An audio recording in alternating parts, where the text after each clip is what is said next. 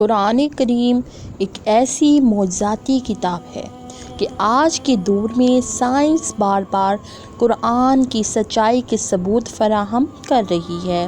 قرآن مجید کے مطابق حضرت عیسیٰ علیہ السلام کو آسمان پر اٹھا لیا گیا۔ حضرت یونس علیہ السلام 40 دن مچھلی کے پیٹ میں زندہ رہے۔ اصحاب کہف اپنے کتے سمیت ایک غار میں 309 سال تک سوئے رہے اور پھر بیدار ہو گئے۔ قرآن مجید اللہ کی نافرمان قوموں کی تباہی کے قصوں سے بھی بھرا پڑا ہے۔ فرعون اور نمرود جیسے حکمران اپنے گھمنڈ اور غلط فیصلوں سے پوری قوم کی تباہی کا باعث بنتے رہے۔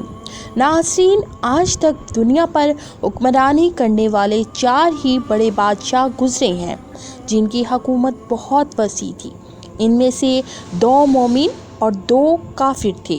مومنوں میں حضرت سلیمان علیہ السلام اور حضرت ذوالقرنین ہیں، جبکہ کافروں میں نمرود اور بخت نصر ہیں۔ آج کی ویڈیو میں ہم آپ کو انہی میں سے ایک یعنی نمرود کے بارے میں بتائیں گے کہ وہ کیسے، کب اور کہاں پلا بڑھا، کیوں نمرود کی والدہ نے اس کو اپنا دودھ نہ پلایا اور کیسے ایک بھیڑیا اس کو اپنا دودھ پلاتا رہا، کون سی وجہ تھی کہ ملک الموت بھی نمرود کی ماں کی روح قبض کرتے وقت رو پڑی تھی۔ روایات میں آتا ہے کہ ایک دفعہ اللہ پاک نے حضرت اسرائیل علیہ السلام سے پوچھا کہ آج تک اتنے انسانوں کی تم نے روح قبض کی ہے، کبھی کسی پر رحم بھی آیا؟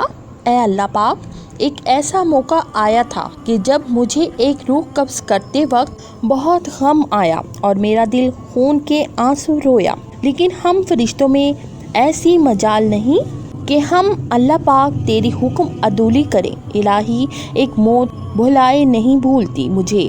ملک الموت عرض کرنے لگے، ایک دفعہ ایک کشتی مردوں اور عورتوں سے بھری جا رہی تھی جس میں ایک عورت نے ایک خوبصورت بچے کو جنم دیا۔ اے اللہ پاک، تو نے حکم دیا تھا کہ اس کشتی کو سمندر میں غرق کر دو۔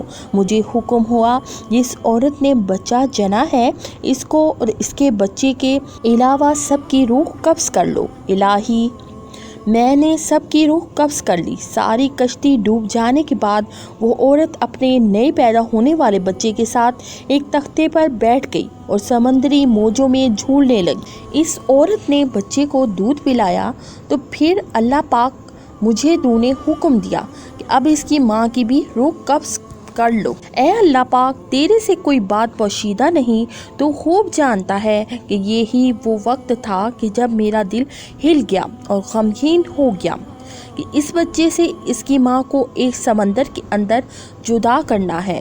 مجھے اس شیر خوار بچے کو اس کی ماں سے الگ کر کے جس قدر تکلیف پہنچی تھی، اب اس واقعے کو ایک مدت بیت چکی ہے، لیکن وہ بچہ برابر یاد آتا ہے۔ اللہ رب العزت نے فرمایا، کیا تو جانتا ہے کہ وہ بچہ اب کہاں ہے اور کس حال میں؟ اے اسرائیل، سن، جب تو نے ماں کی روح قبض کی اور بچے کو تنہا چھوڑ دیا تو ہم نے سمندر کی ایک موج کو حکم دیا کہ اس بچے کو احتیاط سے ایک ویران جزیرے میں ڈال دو۔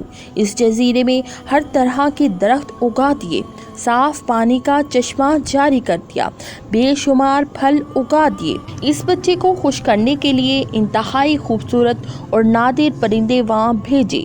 پرندے اور جانور اس بچے سے کھیلتے۔ ریت کے اندر اس کے لیے خاص بستر تھا اور ایک بھیڑیے کی مادہ کو حکم تھا کہ اس کو دودھ پلائے۔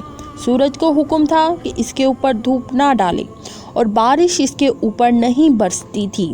اسی طرح ہم نے اس تنہا اور بے یار و مددگار بچے کی مدد کی، جس سے وہ خوب صحت مند اور جوان ہو گیا۔ اور اے ملک الموت، کیا تو جانتا ہے کہ اب وہ بچہ کہاں ہے؟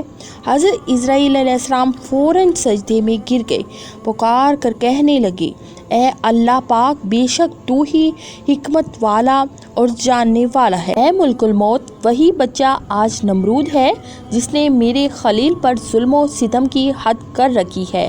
اللہ اکبر! نمرود ہی وہ بچہ تھا جسے پروردگار عالم نے اپنی قدرت کاملہ سے کس شان و عظمت سے پالا۔ मगर इस बच्चे ने बड़े होकर खूब कुव्वत हासिल की और शाही खानदान में जगह बनाकर बादशाह बन गया। ये बाबुल का हुक्मरान बना। अब आहिस्ता आहिस्ता ऐसे मुतकब्बर और जालिम हो गया कि इसने अल्लाह रब्बुल इज़्ज़त की बराबरी करना शुरू कर दी। नाउज़ुबिल्लाह। एक दिन ऐसा भी आया कि इसने खुदाई का दावा कर दिया और लोगों से कहने लगा कि मुझे सजदा किया करो।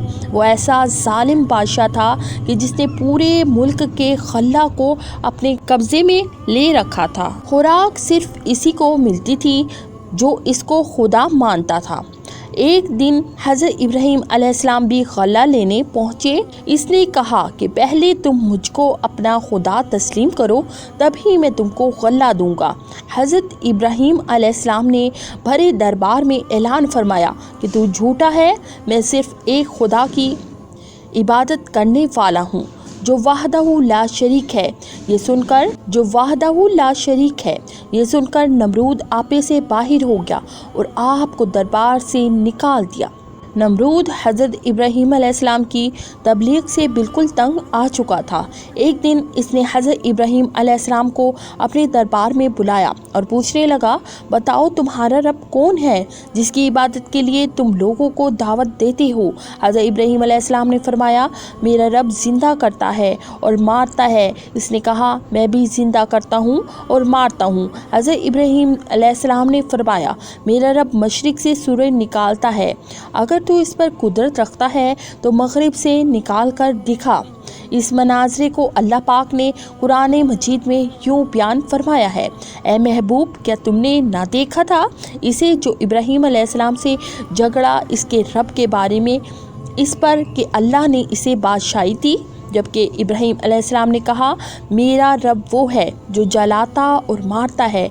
बोला, मैं भी जलाता और मारता हूँ। इब्राहीम अलैहिस्सलाम ने फरमाया, अल्लाह सूरज को लाता है मशरिक़ से तो इसको मगरिब से ले आ। होश उड़ गए काफ़िले के और अल्लाह राह नहीं दिखाता जालिमों को। इस पर हज़रत इब्राहीम अलैहिस्सलाम की तबलीग का बिल्कुल असर ना हुआ। इसने अपनी फ़ौज तैयार की और कहा कि तुम और तुम्हारा रब मेरे मुकाबले में आओ। नमरूद ने बड़ा लश्कर तैयार किया, ज़बरदस्त फ़ौज को लेकर सूरज निकलने के लिए मैदान में आ पहुँचा। इधर अल्लाह पाक ने मच्छरों का एक दरवाज़ा खोल दिया।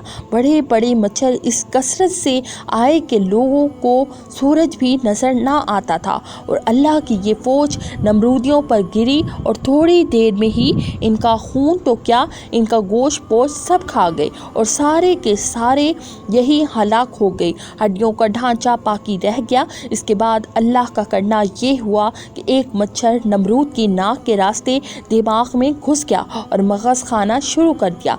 दर्द की शिद्दत से नमरूद पागल होने लगा। दुनिया भर के तबीब महल में बुला लिए गए, इस पर इसका कोई इलाज ना कर पाया। नमरूद ने ऐलान करवाया, जो मेरी इस बीमारी का इलाज करवाएगा मैं इसको अपनी आधी सल्तनत दे दूंगा। इस ऐलान के बाद भी बहुत से लोगों ने इलाज किया लेकिन सभी बेबस रहे। खैर, इसने अपनी तकलीफ़ ख़त्म करने के लिए सर पर डंडे लगवाना शुरू कर दिए।